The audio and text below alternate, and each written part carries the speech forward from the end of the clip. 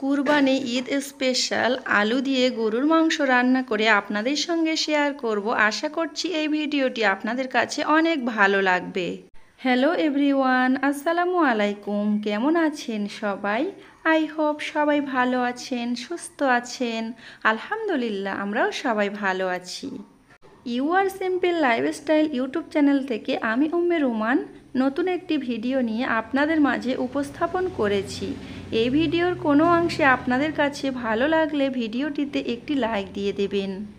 Eid special মাংস রান্না করছি। ঈদের আগে মাংস কিনলে কিন্তু অনেক দাম নেয়, তো যাই হোক অনেকটা পরিমাণে দাম দিয়ে মাংস কিনে এনেছি। আজকে আলু দিয়ে রান্না করব ফ্যামিলির সবার জন্য। প্রথমে আমি ফ্রেশ মাংস নিয়েছি, সাথে কিছুটা চরপ নিয়েছি আর পেঁয়াজ কেটে নিয়েছি, আলু কেটে ধুয়ে নিয়েছি। এখন আমি একটা হাঁড়ির মধ্যে রিফাইন তেল দিয়েছি মাংস রান্না করার জন্য। তারপরে এর মধ্যে আমি গরম মশলা দিয়েছি, এলাচ, লবঙ্গ, দারুচিনি, তেজপাতা। এগুলো দেওয়ার পরে আমি কুচিয়ে রাখা পেঁয়াজগুলো তেলের মধ্যে দিয়ে দিয়েছি।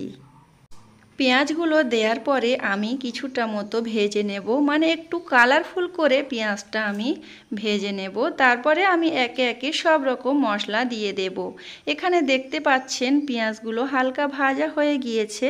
এই পর্যায়ে আমি এর মধ্যে দিয়ে দিচ্ছি, এখন আমি কেটে রাখা মাংসগুলো দিয়ে দিচ্ছি হাঁড়ির মধ্যে। এখন আমি এর মধ্যে কোনো রকম মশলা না দিয়ে মাংসটাকে খুব সুন্দর করে কষিয়ে নেব। এক হাত দিয়ে ক্যামেরা করছিলাম, হাঁড়িটা উল্টে যাচ্ছিল, তো যাই হোক আপনাদের সঙ্গে ভিডিও শেয়ার করার জন্য একটা হাত দিয়ে মাংস কষিয়ে নিচ্ছি, অপর হাত দিয়ে আমি কিন্তু ক্যামেরা অন করেছি। আমি সব সময় মশলা কষিয়ে মাংস রান্না করি, আজকে একটু অন্যরকমভাবে করছি। এখন আমি সব রকম মশলা একে একে দিয়ে দিচ্ছি। প্রথমে দিয়ে দিলাম লবণ, তারপরে আমি এর মধ্যে পরিমাণ মতো হলুদ গুঁড়ো দেব, লঙ্কা গুঁড়ো দেব। তো সব কিছু উপকরণ দেব, তারপরে আমি সুন্দর করে মাংসটাকে কষিয়ে নেব।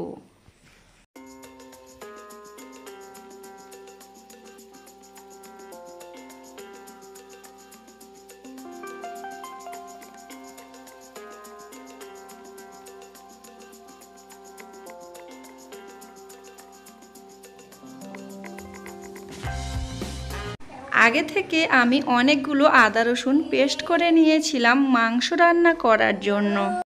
এখান থেকে আমি 2 চামচ আদা রসুন পেস্ট নিয়ে মাংসের মধ্যে দিয়ে দিয়েছি, দিয়ে খুব সুন্দর করে মাংসটাকে আমি কষিয়ে নেব। অনেকে তো অনেক রকমভাবে মাংস রান্না করেন, তো আমি কিভাবে মাংস রান্না করছি সেটা একটু আপনাদের সঙ্গে শেয়ার করছি। এখানে দেখতে পাচ্ছেন খুব সুন্দর করে আমি কিন্তু মাংসটাকে কষিয়ে নিয়েছি।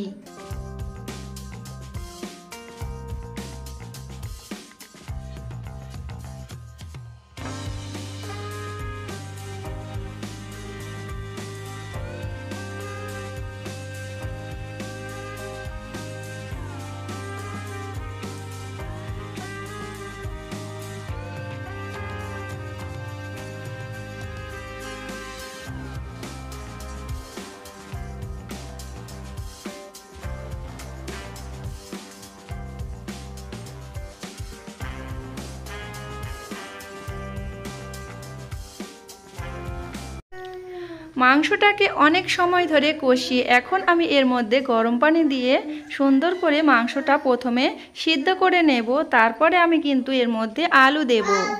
পানিটা দেওয়ার পরে আমি ঢাকনা দিয়ে কিছুক্ষণের জন্য ঢেকে রেখে দেব, যতক্ষণ সিদ্ধ না হবে। আলু তো খুব তাড়াতাড়ি সিদ্ধ হয়ে যায়, যার কারণে আমি 80% মাংসটাকে সিদ্ধ করে নিয়ে তারপরে আমি আলুটা দেব। তো আপনারা ভিডিওটি দেখতে থাকুন। ভয়েস ওভার করার সময় আমার ছোট বাচ্চাটা খুবই দুষ্টুমি করছিল, তাই ভয়েস দিতে প্রবলেম হয়ে যাচ্ছে। তার কথা যদি আপনাদের খারাপ লাগে অবশ্যই ক্ষমা দৃষ্টিতে দেখবেন। মাংসটা এখন 80% সিদ্ধ হয়ে গিয়েছে। আমি সুন্দর মতো আবারও কিছুক্ষণ কষিয়ে নিয়ে আমি কেটে রাখা আলু এখন এর মধ্যে দিয়ে দেব।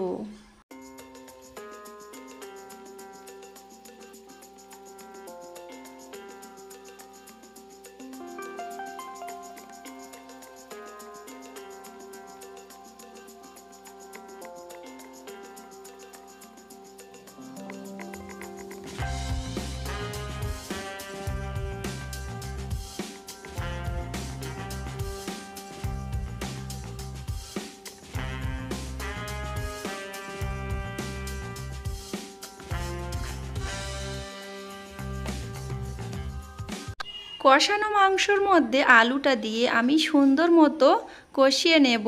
তারপরে আমি সুন্দর মতো এতে পানি দেব।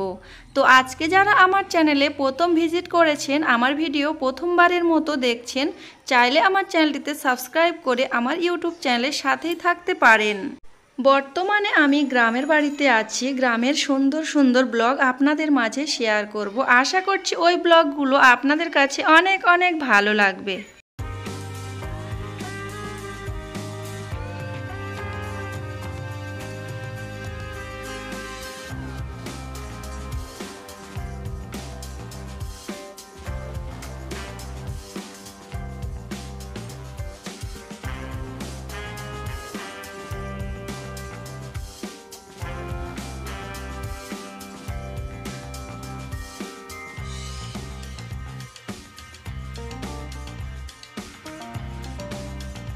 গরুর মাংসটা খুব সুন্দর করে কষিয়ে নিয়েছি, তারপরে আলুটাও কষিয়ে নিয়েছি। তারপরে আমি এখানে ঝোলের পানি দিয়েছি। ঝোলটা ফুটে উঠলে মাংস রান্না রেডি হয়ে যাবে, কারণ আলু সিদ্ধ হতে বেশিক্ষণ লাগে না। আর অনেকটা সময় ধরে আমি আলুটা কিন্তু কষিয়ে নিয়েছিলাম। আজকের আমার গরুর মাংস দিয়ে আলু রান্না কেমন হয়েছে অবশ্যই জানাবেন। এতক্ষণ পর্যন্ত যারা আমার ভিডিওটি দেখছেন সবাইকে জানাই অসংখ্য অসংখ্য ধন্যবাদ। এখনও পর্যন্ত যারা আমার ভিডিওটিতে লাইক দেননি, প্লিজ একটি লাইক দিয়ে দেবেন। আর এই যে ফাইনাল লুকটা আপনাদের সঙ্গে শেয়ার করে আজকের ভিডিওটা এখানে শেষ করলাম। আর পরবর্তী ভিডিও দেখার আমন্ত্রণ করে দিলাম আগে থেকেই। সবাই ভালো থাকবেন, সুস্থ থাকবেন। আল্লাহ হাফেজ, আসসালামু আলাইকুম।